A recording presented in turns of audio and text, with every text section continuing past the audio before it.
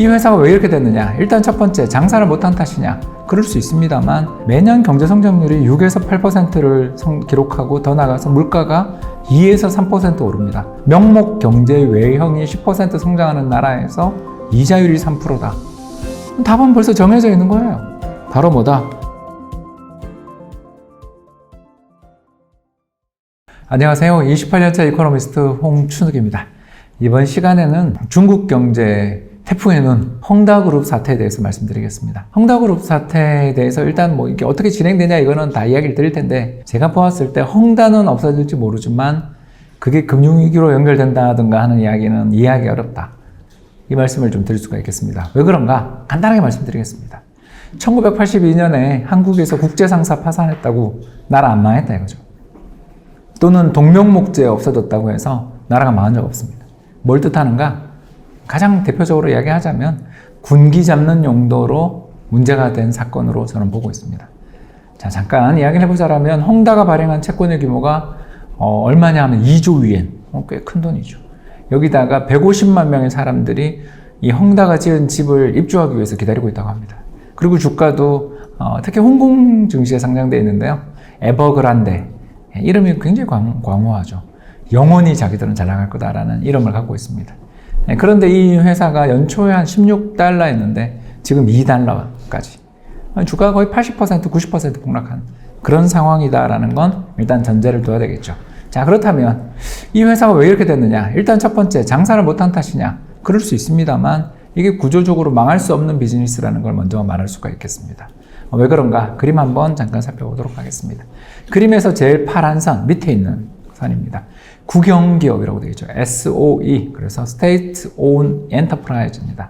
한마디로 말해서 정부 또는 지방정부들이 가지고 있는 그런 기업들, 국영기업들의 이자율이 얼마인가가 그림에 나와 있는데, 놀랍게도 3% 정도입니다. 어떨 때는 3%를 밑돌기도 하네요. 그에 비해서 시장에 상장되어 있거나 또는 개인기업들, 법인기업들의 부담하는 이자율들은 7%로 훌쩍 뛰어넘습니다.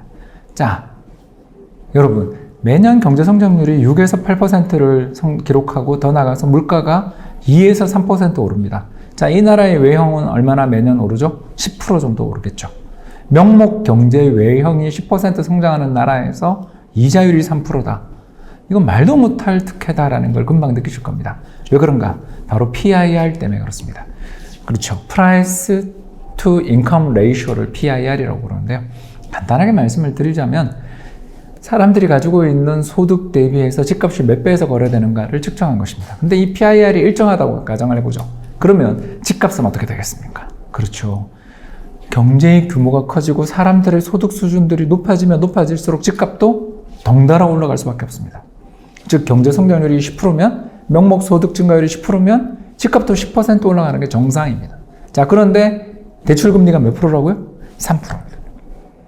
자, 이거는 집을 짓기만 하면 팔리고 또 토지를 사서 뭔가를 올리기만 하면 다 팔리는, 이거 완전히 땅 짓고 헤엄치기 장사를 하고 있습니다. 그런 상황에서 더 놀라운 것은 중국의 PIR이 계속 상승했다는 것입니다. 지금 상해 지역이나 선전 지역 같은 중국의 핵심 도시들의 PIR이 몇 배냐 하면 30배에서 40배입니다. 그러니까 40년 동안 소득을 모아야 그 집을 살 수 있을 정도로 비쌉니다. 얼마 전까지만 해도 20배, 그전에는 10배 정도였던 걸 생각해 본다면 가파른 속도로 집값이 상승했고, 집값의 상승 속도가 소득의 증가 속도를 앞질렀다는 뜻입니다. 그런데 이자율은 3%. 여러분, 여기서 망한다? 헝다 망해도 되죠. 저는 솔직히 그렇게 생각합니다. 이 회사가 광저우 FC와 같은 축구단을 만들어가지고 아시아 챔피언스 리그 우승하고 막 그러면서 세계적인 그 브라질의 축구 선수까지 막 데리고 오고 이러면서 아시아 축구 시장을 완전히 휩쓸었던 이유가 뭐냐면 돈은 너무너무 잘 벌었고 돈 버는 게 너무나 쉬웠기 때문에. 자, 그런 상황에서 갑자기 이 회사가 망한다? 좀 이상하지 않으세요, 여러분? 경제가 성장률이 작년에 마이너스 갔죠, 잠깐. 그러나 지금 올해 들어서서 중국 경제 성장률이 8%, 7%를 찍고 있는 상황에서 인플레이션까지 감안하면 명목 성장률 10%를 찍고 있는 중인데 왜 굳이 헝다가 지금 망합니까? 답은 벌써 정해져 있는 거예요. 바로 뭐다? 군기잡기다. 아세모글루 교수님이 쓴 유명한 책이죠. 좁은 회랑, 네로우 코리더라는 책에 재밌는 대목이 나옵니다. 독재 국가는 질서와 안정, 평화를 가져오기 때문에 경제의 성장을 촉진시키는 역할을 한다. 그러나 모든 권력이 소수에게 직결되어 있기 때문에 권력을 더 많이 잡으면 잡을수록 경제적 혜택을 독점하려는 욕망이 더 커진다. 다시 말해서 정부가 보호해야 할 재산권을 침해당하는 일들이 점점 커진다는 겁니다. 경제가 독재국가에서 성장하는 이유가 뭐예요? 무정부 상태보다 낫기 때문이잖아요. 그런데 무정부 상태보다 낫다라는 게 뭡니까? 사람들의 생명에 대한 보호, 안전, 그리고 재산권에 대한 어느 정도의 보장들이 있어서 경제가 발전하게 된 건데, 권력을 갖게 되는 사람들이 어떻게 행동할까요? 예, 난 더 많은 권력과 더 많은 경제적 이익을 추구하게 되는 순간 이 균형이 무너지죠. 가장 대표적인 사례가 2011년입니다. 예, 바로 시진핑 주석 집권 직전이죠. 그때 2011년 철도청장, 예, 우리나라로 이야기하면 고속도로망을 깔았던 그 사람입니다. 유지준이 체포되었을 때 그는 아파트 350채, 현금 1억 달러를 보유하고 있었다. 예, 10년 전에 이 정도였습니다. 지금 뭐 훨씬 더 엄청난 부정부패들이 있을 겁니다. 류지준은 몰랐겠지만 다른 이들은 건재하다. 2012년 중국에서 가장 부유한 1000명 중에 무려 160명이 공산당 당원이다. 적색 자본가의 세상이다. 자, 여러분, 이제 벌써 우리는 이유를 알 수 있습니다. 헝다를 비롯한 부동산 기업들을 저렇게 엄청나게 키운 건 중국 정부의 저금리 정책 때문이었습니다. 그리고 물론 부동산 버블을 좀 촉진시킨 여러 정책도 있었습니다. 그리고 그들을 위태롭게 만든 것도 정부죠.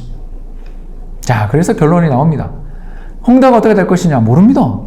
정책 당국의 마음속에 있겠죠. 그러나 그게 죽느냐 사느냐가 경제랑 무슨 상관이 있냐라는 거죠, 저는. 여러분 한번 잘 생각해 보십시오.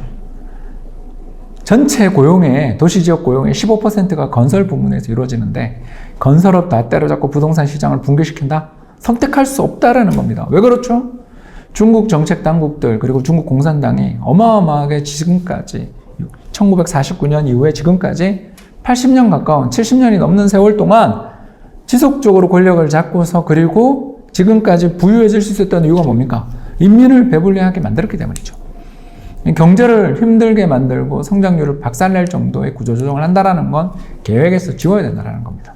결국 어떻게 되겠습니까? 중국 공산당 정책 당국 입장에서는 헝다그룹 등을 비롯한 부동산 회사들이 투기를 좀 조장하고 집값을 끌어올리는 것에 대해서 불편했고 이쪽에 대해서 손을 봐주고 싶었던 것 같습니다만 그렇다고 해서 부동산 시장 자체를 붕괴시키고 경제를 불황으로 몰고 간다라는 선택지는 생각도 안 하고 있을 것이다.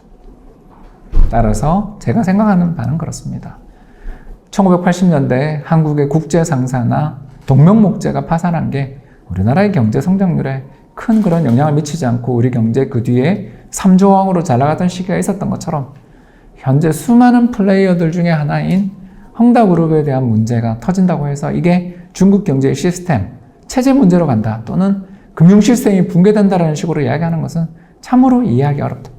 그들이 150만 명의 사람들이 기다리고 있는 그 거대한 수많은 부동산 프로젝트들을 가지고 있고 그 땅이 어디 가지도 않고 집값은 앞으로도 계속 올라갈 텐데 왜 이게 금융 부실로 연결된다는 식으로 이야기하는가? 저는 그런 부분에 대해서는 참으로 당혹스럽다. 이 말씀을 드릴 수가 있겠습니다. 권위주의적 독재 국가에서 어떤 기업들이 해체되는 것은 그 분배를 받는 수많은 다른 사람들의 잔치인 것이지 경제를 뒤흔들 만한 충격파를 일으킬 요인인가에 대해서는 한번 고민해보자. 이 말씀 드리고 싶습니다. 지금까지 경청해 주셔서 대단히 감사합니다. 헝다 사태가 이슈가 크게 터지고 나서 뉴스화되고 나서 세계 시장이 좀 출렁이긴 했잖아요. 그럼 그건 되게 단기간, 일시적인 현상인 거예요.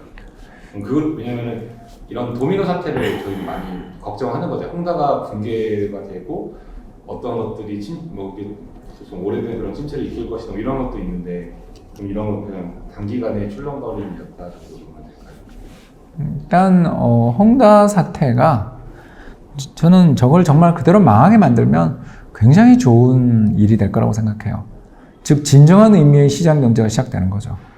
모든 부실 기업들을 전부 정부들이 다 막아주는, 그죠? 네트워크 속에서 정부가 모든 부실을 다 떠안아주는, 즉 이익은 나의 것, 실패는 모든 사람들이 분산시키는 내로남불의 세상이었잖아요. 그러다가 헝다가 망했다. 그리고 헝다의 회사채라든가 헝다의 돈을 빌려주는 회사들이 손실을 봤다. 이러면 정말 진정한 의미의 시장 경제가 될 수 있겠습니다만 과연 그렇게 될지 저는 잘 의문이고, 두 번째, 헝다가 그런 식으로 해서 정말 무질서한 파산을 했다.